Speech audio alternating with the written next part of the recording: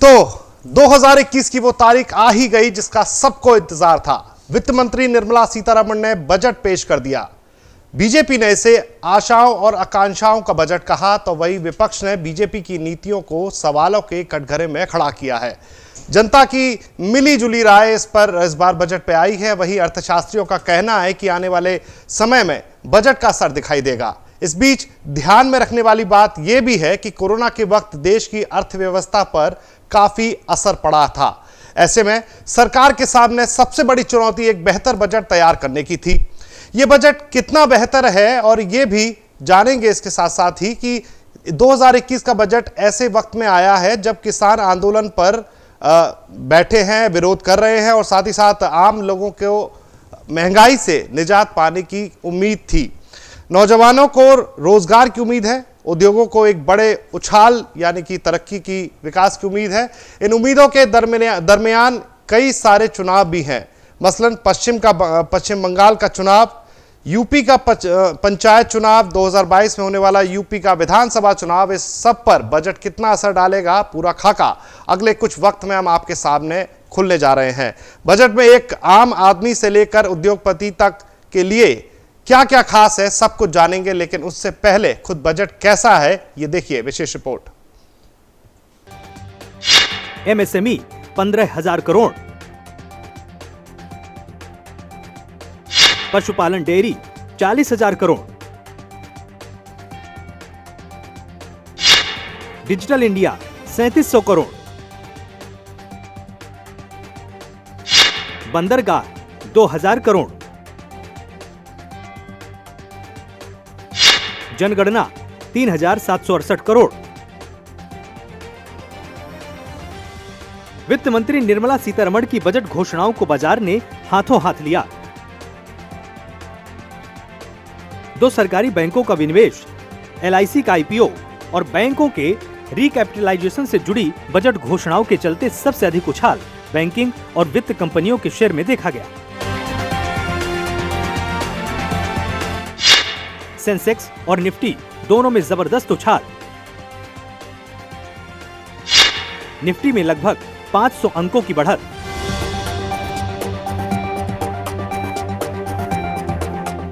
बीते 2 महीने से ज्यादा वक्त से केंद्र सरकार से नाराज किसान दिल्ली की सीमाओं पर बैठे हैं और मोदी सरकार की नीतियों को किसान विरोधी बता रहे हैं। लेकिन वित्त मंत्री निर्मला सीतारमण ने आम बजट पेश करते हुए दावा किया कि सरकार किसानों के लिए समर्पित है। लागत से ज्यादा MSP देने का ऐलान। APMC के लिए एग्री इंफ्रा फंड का ऐलान। कपास और दलहन की खरीद पर जोर। दलहन की खरीद 40% तक बढ़ाने का प्लान। कृषि विकास के लिए 1,72,000 करोड़। धान किसानों को 1,70,000 करोड़ रुपए। इस बार के बजट में घर खरीदने वालों के लिए कुछ नई योजनाओं का ऐलान तो नहीं किया गया। हालांकि होम लोन के ब्याज दर पर 1.5 लाख रुपए तक की मिलने वाली छूट की अवधि बढ़ा दी गई। ग्राफिक्स के जरिए समझाते हैं आपको। घर खरीदने पर लोन में 1.5 लाख की राहत 31 मार्च तक जारी। अफोर्डेबल हाउसिंग की ब्याज सीमा को बढ़ाया गया। रेट इनविट के डिविडेंड TDS से बाहर किए गए।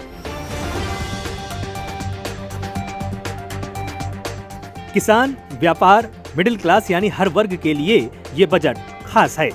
अनुमान लगाया जा रहा है इस साल GDP में बढ़त हो सकती है। Bureau report, prime news.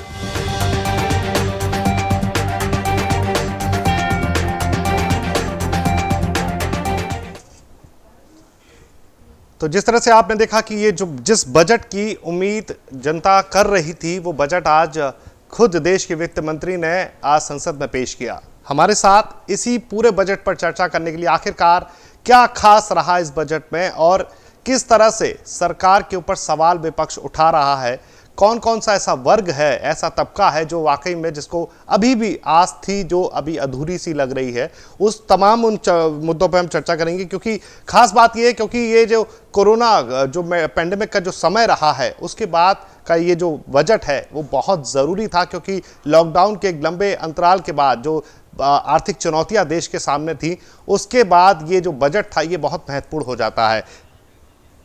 हमारे साथ इस पूरे डिबेट में सबसे पहले हमारे साथ जुड़े हुए हैं राजेश अग्रवाल हैं, आर्थिक विश्लेषक हमारे साथ दिल्ली से जुड़े हुए हैं।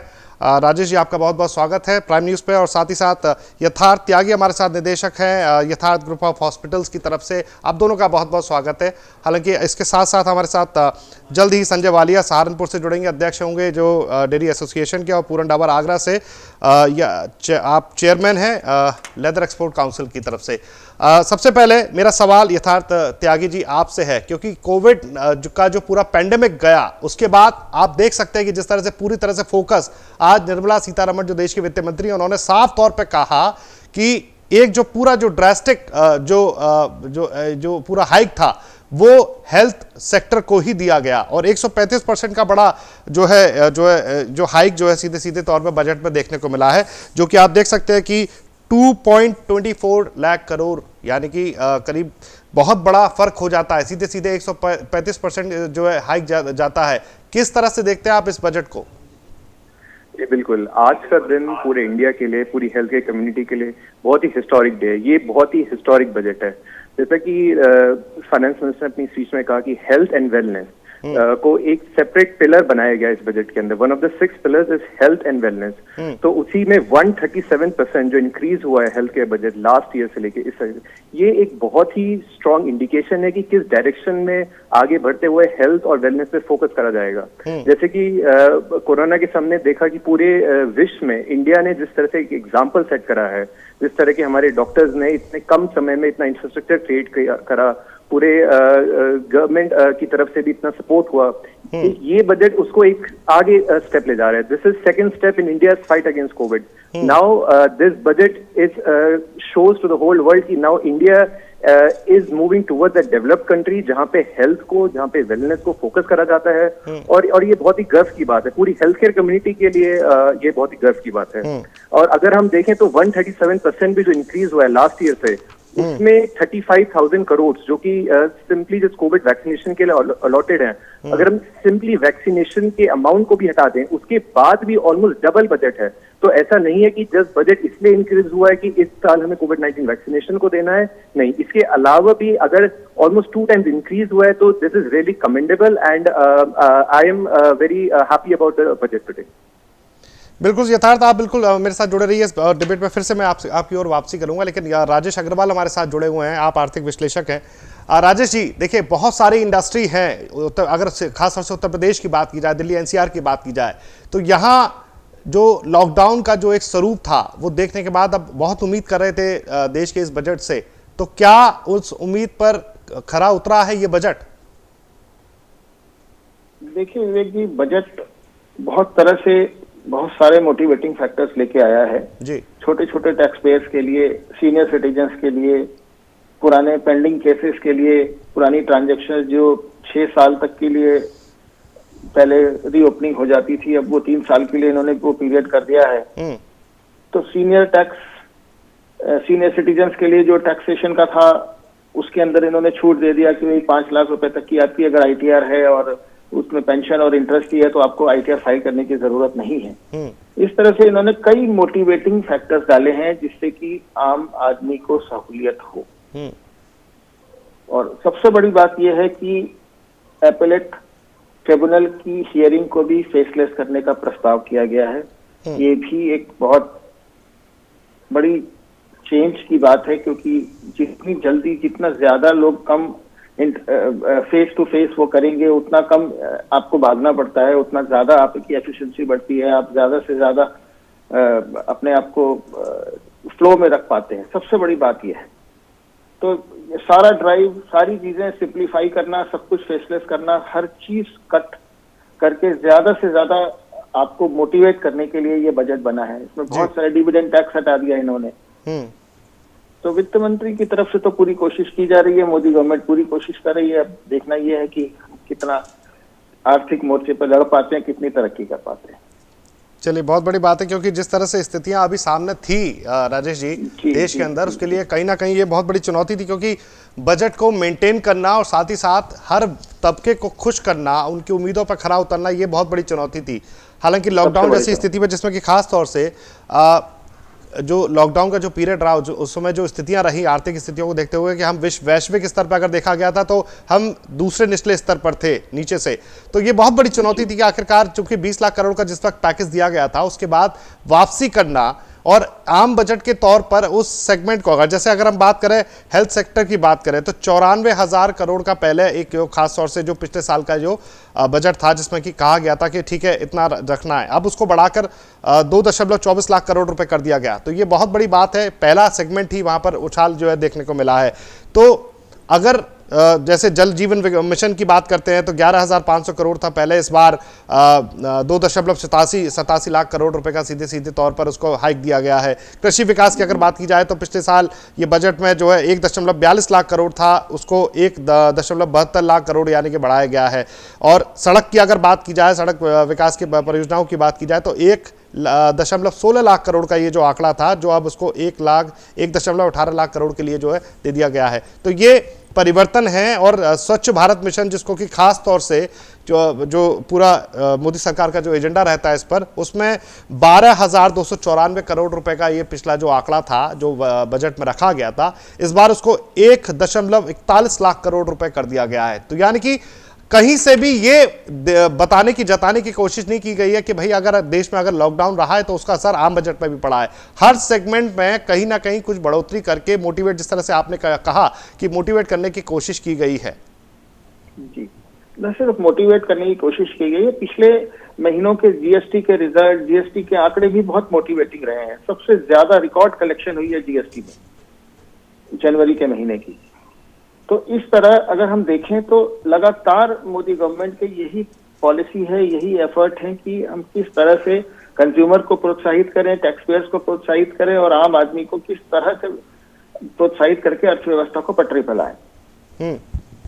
चलिए, मैं फिर से वापस रुक करता हूं यथार्थ त्यागी का। यथार्थ, ये बहुत बड़ी बात है जिस तरह से अभी मेरे ख्याल से जब अमूमन हम लोगों की बातचीत हो ही रही थी इसी मुद्दे पर, जिस तरह से बजट आने वाला है और खासतौर से जो कोरोना पैंडेमिक का जो समय रहा, पूरा जो विपदा रही, सबसे बड़ी चुनौती यही थी कि क्योंकि कोई किसी भी स्थिति पे, चाहे वो आर्थिक पहलुओं पर बात की जाए, चाहे वो इंफ्रास्ट्रक्चर लेवल पर बात की जाए, तो ना सरकार और ना ही देश का जो हेल्थ सेक्टर यहाँ पर इसके लिए तैयार था। लेकिन उसके बावजूद भी बहुत शानदार एक तरह से एक छवि जो है वैश्विक स्तर पर भारत ने अपनी पेश की है, जो है स्वास्थ्य सेवाओं के साथ साथ और कोरोना जैसी बड़ी आपदा से निपटने के लिए।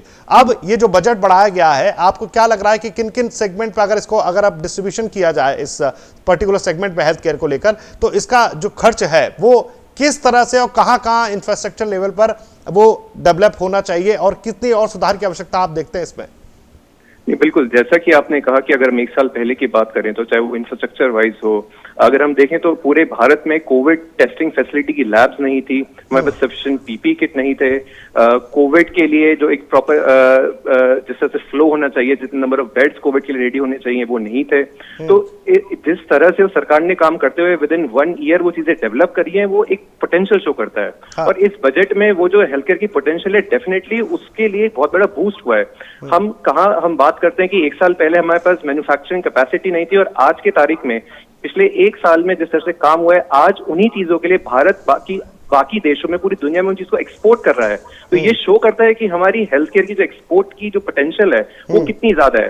अगर हम बात करें पीपी किट पहले भारत इंपोर्ट करता था और आज की तारीख में हम आसपास के सभी देशों को पीपी किट एक्सपोर्ट कर रहे हैं। इवन वैक्सीन तक की बात करें, जो कि इतने कम समय पे इतने बड़े दर पे इंडिया में रेडी हुई, बन रही, मैन्युफैक्चरिंग हुई, उसको भी अब भारत आसपास के, चाहे वो श्रीलंका हो, चाहे नेपाल हो, इनफैक्ट ऑल द वे चाहे वो ब्राजील हो, हम वहां तक भी उसको एक्सपोर्ट कर रहे हैं। तो ये जो बजट आया है, इसमें एक जो भी ना ही जस्ट इंडिया के अंदर manufacturing but exporting of health care items को एक बहुत बड़ा सपोर्ट मिलेगा, बहुत बड़े उसकी जो पोटेंशियल है वो यूज होगी। तो डेफिनेटली एक तो एक्सपोर्ट में मुझे लगता है काफी पोटेंशियल है। दूसरी चीज, जैसा कि इस बजट में फाइनेंस मिनिस्टर ने कहा कि प्रधानमंत्री आत्मनिर्भर स्वास्थ्य योजना, जिसके तहत जितने भी प्राइमरी, सेकेंडरी और टर्शरी हेल्थ केयर है इंडिया में, उस पर फोकस करा जाएगा। तो ये शो करता है कि आगे चल के जो कि कमिंग समय में जो कोविड से जो आगे जो जितनी भी चुनौतियां आएंगी उसके लिए हम इंफ्रास्ट्रक्चर के तौर पे पूरे इंडिया में वो चीज रेडी होगी। तो मुझे लगता है कि इंफ्रास्ट्रक्चर का स्पेशली टर्शरी केयर, तो टर्शरी केयर पे काफी बड़ा हेल्थ केयर बजट एलोकेट होना चाहिए। और साथ साथ जैसे वैक्सीनेशन के लिए तो 35,000 करोड़ है ही, हमें ये एक ध्यान रखने की जरूरत है कि जो हमारा ये जो 35,000 करोड़ हमने वैक्सीनेशन के लिए जो एलोकेट करा है, दिस कुड आल्सो इंक्रीज। तो उसके लिए जब बिकॉज अभी हम ये जो एस्टिमेटेड जो कॉस्ट होती है, दिस इज बेस्ड ऑन कि पर पर्सन जाने में, चाहे वो लॉजिस्टिक्स हो या पर पर्सन क्या वैक्सीन कॉस्ट मिलेगी सरकार को। तो मुझे लगता है कहीं ना कहीं वो अभी एक्यूरेट उतने नहीं हम उसको कैलकुलेट कर पाएंगे। तो आगे चलते हुए थोड़ा सा हमें इसमें एक स्कोप रखना पड़ेगा कि जो वैक्सीनेशन कॉस्ट है अगर वो बढ़े तो उसके लिए थोड़ा सा बजट में एलोकेट करना चाहिए। लेकिन यथार्थ ये बात तो सही है कि अगर वैक्सीनेशन का अगर कॉस्टिंग अगर इस पे इफेक्टिव होती है और उसका मेरे ख्याल से बहुत ज़्यादा कुछ अगर दूसरे देशों की तुलना की जाए तो भारत में वैसे भी बहुत ही आसानी से, मतलब बहुत कम दामों में, मुझे लगता है कि अगर तुलनात्मक स्थितियां देखें तो भारत में बहुत बेहतर दाम है। लेकिन इसके बावजूद भी अगर जो स्थितियां बनती है, जिस तरह से प्रोडक्शन अभी वैक्सीनेशन का शुरू होगा, पीपी जो जिस तरह से हमने पीपी किट बनाने में बहुत बड़ा एक इतिहास में नाम दर्ज किया, और अब उसके बाद अगर वैक्सीनेशन की बात करें तो कई और देशों के साथ भी हमारा जो पारंपरिक संबंध रहा है उनको भी हम सपोर्ट कर रहे हैं।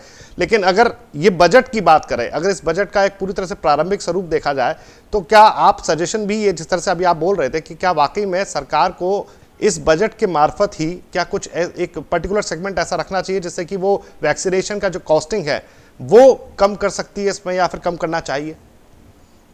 नहीं, देखिए हमें थोड़ा ये समझने की जरूरत है कि इतनी बड़ी जो वैक्सीनेशन जो ड्राइव है ये इंडिया में पहली बार नहीं हो रही है। पहले की भी अगर हम देखें तो चाहे वो पोलियो वैक्सीन हो तो काफी स्तर पे, इनफैक्ट इस बार तो vaccination drive it's only for adult. तो अभी तो हमने उसमें अभी फर्स्ट फेज में जो कि ये बजट एलोकेट किया गया है, आई थिंक ये 300 मिलियन पॉपुलेशन के लिए करा गया है इंडिया के वैक्सीनेशन के लिए। तो उसमें अभी तो काफी सेगमेंट है जो कि अभी उसमें इंक्लूडेड भी नहीं है, जैसे कि जो यंगर किड्स हैं बिलो 18 के लिए अभी वैक्सीनेशन इस फेज में नहीं तैयार होगी, बट इन कमिंग ईयर्स उसके लिए भी इस बजट वो यूज होगा। तो वैक्सीनेशन के लिए मुझे लगता है कि इश्यूज नहीं आने चाहिए, बिकॉज हमने पहले भी इस तरह की वैक्सीनेशन ड्राइव्स ने बड़े इंडिया के लेवल में करी है। The only thing that the government has to be cautious about in this budget considering vaccination is कि अगर कॉस्ट बढ़ती है तो उसके लिए एक सेपरेट एलोकेशन होना चाहिए इसी बजट से। बट जहां तक कि लॉजिस्टिक्स का सवाल है, जहां तक कि एंड स्तर पे हॉस्पिटल से पहुंचने का सवाल है, आई एम प्रीटी श्योर वो बहुत अच्छे से एग्जीक्यूट हो भी रहा है। हमने अपने हॉस्पिटल में भी देखा है, आई थिंक 3 सेशंस अब हो चुके हैं वैक्सीनेशन के, मैक्सिमम स्टाफ को वैक्सीनेशन लग चुका है और सभी में एक बहुत पॉजिटिव एटमॉस्फेयर है और आज बजट आने से भी पूरी हेल्थ केयर कम्युनिटी में एक पॉजिटिव एटमॉस्फेयर है। चलिए राजेश अग्रवाल, देश में चलिए हेल्थ सेक्टर की तो बात हो जाती है, इस पर बहुत भी हालांकि सुधार की आवश्यकता भी थी, और जिस तरह से इंफ्रास्ट्रक्चर लेवल पर खास तौर से सरकार ने इस बजट पर फोकस किया है तो ये बहुत काबिल तारीफ नजर आती है, लोग इसका स्वागत भी कर रहे हैं। लेकिन अगर एमएसएमई की बात की जाए, क्योंकि सबसे बड़ा इफेक्ट जो है वो एसएमईज पर पड़ा है देश के अंदर, जो आर्थिक स्थितियां, क्योंकि एक तरफ हम बात कर रहे हैं आत्मनिर्भर भारत की, तो ऐसे तौर पर अगर मेक इन इंडिया और आत्मनिर्भर भारत को चलाना है तो एसएमईज को आपको बहुत बड़ी स्तर पर जाकर मजबूती देनी पड़ेगी। और जो बजट है इसमें आपने तो साफ तौर पर देखा है कि 15,000 करोड़ की जो है उन्होंने एक बजट जो खासतौर से एमएसएमईज के लिए रखा है। कितना पर्याप्त मानते हैं और कितने सुधार की और गुंजाइश की आवश्यकता है और ये कितना कारगर साबित होगा? देखिए, मोदी सरकार लगातार एमएसएमई को प्रोत्साहन देती रही। इन्होंने कोरोना का जो पैकेज डाला 20 लाख करोड़ के पैकेज की जब बात करी, उसमें सारा मैक्सिमम फोकस तो एमएसएमई के ही था। उन्होंने एम्प्लॉय के ईपीएफ, पीएफ, ईएसआई, इन सारी चीजों के पेमेंट में पार्टिसिपेशन किया ताकि वो एम्प्लॉयज को निकाला ना जाए, उन एम्प्लॉयज को वापस उसके अंदर कंटिन्यू किया जाए ताकि किसी को ये रोजगार जाने की स्थिति पैदा ना हो। तो कहीं ना कहीं एडिशनल लोन एमएसएमईज को प्रोवाइड किए गए बैंकों के द्वारा। तो सिर्फ 15,000 करोड़ देखकर ही सफिशिएंसी ऑफ सपोर्ट हम आंक नहीं सकते।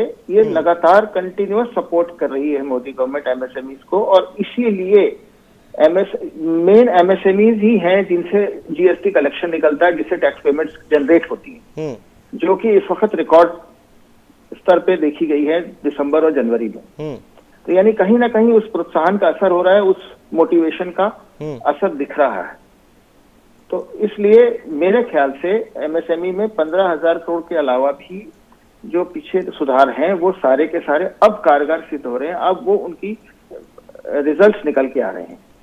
तो राजेश जी, क्या ये कहना सही होगा कि ये जो बजट है वो दूरगामी स्थितियों में बिल्कुल मजबूत ढर्रे पर वापस आर्थिक तौर पर वो वापस लेकर आएगा भारत को? बिल्कुल लेकर आएगा। ये बजट सिर्फ दिखाने के लिए बजट नहीं दिया गया है, इसमें छोटे छोटे बहुत सारे सुधार ऐसे किए गए हैं जो जड़ें मजबूत करते हैं, आर्थिक स्थिति को मजबूत करने में जो सहायक होंगे। ऐसा नहीं है कि मान लीजिए एटीसी की डिडक्शन की हम बात कर रहे थे, लोग अंदाजा लगा रहे थे कि जी इसमें 1,50,000 से 2 लाख कर देंगे, या ये वो मोटिवेशंस हैं जो टैक्स कलेक्शंस को कम करेंगे। इन्होंने ऐसे मोदी सरकार ने इतने माइन्यूट चेंजेस किए हैं जो जिनका इम्पैक्ट बहुत बड़ा होता है। जो छोटी छोटी चीजों को इन्होंने सेस लगाया अलग से, कोरोना सेस बोल के कुछ नहीं लगाया, ये इस बात की काफी संभावना थी, लेकिन उन्होंने ऐसा ना करके सरचार्ज को बढ़ाया जो कंपनीज करती हैं, और वो भी 50 लाख से ऊपर के लोगों के लिए। सही बात है जी।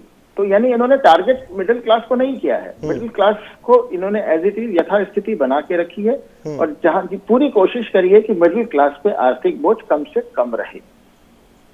ये बहुत बड़ी बात है, क्योंकि कहीं ना कहीं देखिए मिडिल क्लास पे भी इसका असर पड़ा है, क्योंकि कई लोग जो घर में थे इस लॉकडाउन के टाइम पे, खास तौर से कई ऐसे लोग हैं जिनको तनख्वाहें नहीं मिली है या फिर उनको नौकरी से हाथ धोना पड़ा। कई ऐसी चुनौतियां उनके सामने आर्थिक तौर पे भी देखा गया, तो कम से कम कोई एक्स्ट्रा बर्डन नहीं रखा गया, ये बहुत ज़रूरी है। साथ ही साथ जिस तरह से अगर उपलब्धियों की बात की जाए, क्योंकि हम एमएसएमईज पर बात कर रहे हैं, एसएमईज पर बात कर रहे हैं, तो ये बहुत ज़रूरी है, क्योंकि हमें जानना होगा कि हमारे देश की जो आर्थिक स्थितियां हैं उसको कहीं ना कहीं मजबूत ढर्रे पर वापसी के लिए एक सबसे बड़ा जो दारोमदार है वो भारत की एसएमई इकाइयों पर होता है।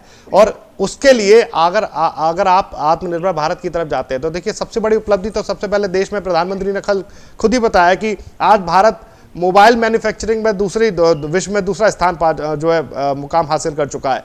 तो अगर यही एसएमईज इंडस्ट्रीज की अगर बात करें तो कई ऐसी बड़ी कंपनीज भी हैं जिनके साथ मुझे लगता है कि अगर आउटबाउंड पर जाएंगे तो कहीं ना कहीं अगर इस बजट का एक सकारात्मक स्वरूप वो दिखाई दे तो कई एसएमईज को, इकाइयों को इसमें जीवन दान और उसको बढ़ोतरी के लिए जो है दिशा जो मिल सकती है।